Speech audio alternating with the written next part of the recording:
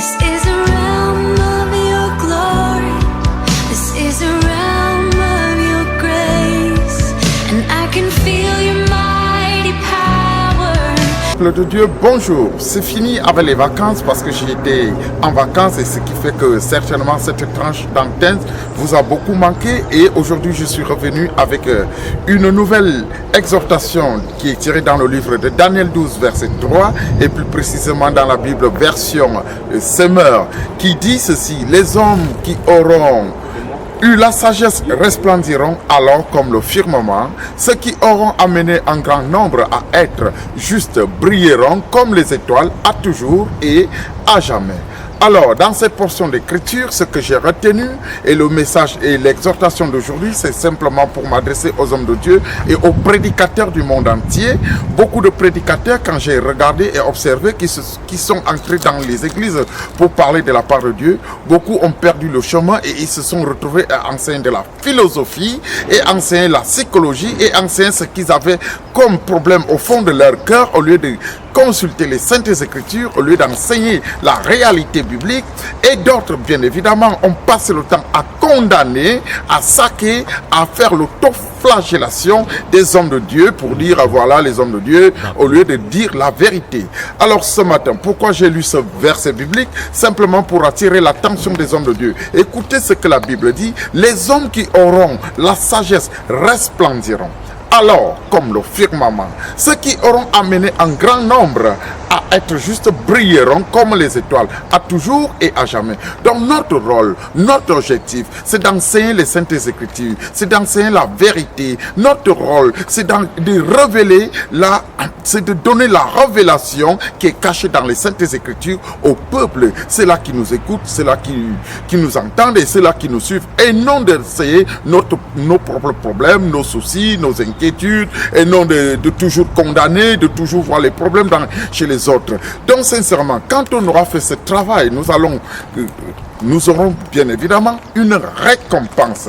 C'est-à-dire quoi? Dans ce verset, j'ai souligné 4 aspects de la chose. Nous aurons la récompense, nous aurons l'élévation, nous aurons une vie resplendissante et à la fin de cela, le salut éternel nous est promis. C'est-à-dire quoi? Pour obtenir ces 4 choses que je venais de citer, il faudrait que nous soyons des gagneurs d'âmes.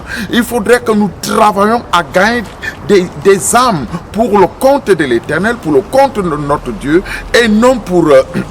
Il ne faudrait pas qu'on ait des hommes qui prêchent l'évangile pour raconter des histoires qui n'ont rien à voir avec la Bible, qui enseignent des choses qui n'ont rien à voir avec la Bible. Alors, hommes de Dieu, vous qui me regardez, méfiez-vous, faites très attention, parce que si vous n'enseignez pas la vérité, sachez que vous n'avez pas la sagesse et que vous n'allez pas resplendir, même dans votre œuvre, même dans votre ministère, même dans votre action.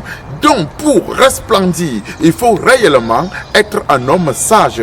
Et un homme qui est sage, c'est celui qui enseigne les Saintes Écritures et qui consulte toujours le Saint-Esprit qui lui donne la révélation. Parce que sans la révélation du Saint-Esprit, nous n'enseignons rien. Sans la révélation du Saint-Esprit, nous allons nous retrouver en train d'enseigner nos propres histoires, nos propres sentiments. Nous allons nous retrouver en train de dire et en train de raconter des choses au peuple qui n'ont rien à voir avec le salut. Chers hommes de Dieu, vous comprenez bien avec moi que le travail par excellence qui nous est demandé dans ce verset, c'est d'être des gagneurs d'âme. On doit travailler pour cela et ça doit être notre objectif principal. Ça doit être notre vision. Cela doit être quelque chose qui sort du fond de nous parce que c'est une recommandation. Et n'oubliez pas qu'à la fin de cela, quand on aura bien fait ce travail, nous aurons le salut éternel. Le salut éternel viendra parce que nous sommes des gagneurs d'âme. Le salut éternel ne viendra pas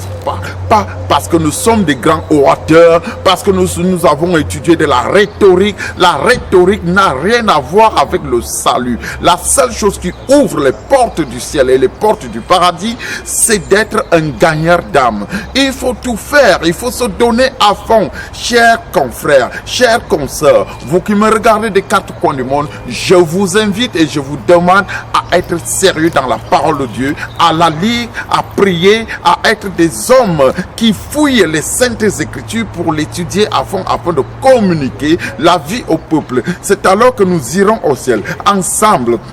à qui nous avions prêché l'évangile. Mais seulement avant que le salut n'arrive, n'oubliez pas une chose, nous allons resplendir. Comme je disais, la récompense c'est quoi? C'est que nous aurons une vie resplendissante, nous allons connaître l'élévation et nous aurons par-dessus toute chose le salut éternel.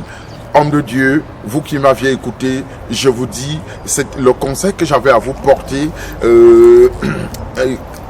C'est le conseil que j'avais à vous porter ce matin. C'est vrai, c'est sûr, j'ai passé des vacances et je suis revenu et je suis à vous, votre humble serviteur, le pasteur Olivier. Il est de retour et je vous aime beaucoup. Et soyez des hommes de prière et c'est comme ça qu'on sera préparé pour le salut éternel après avoir gagné les âmes à Christ. Amen.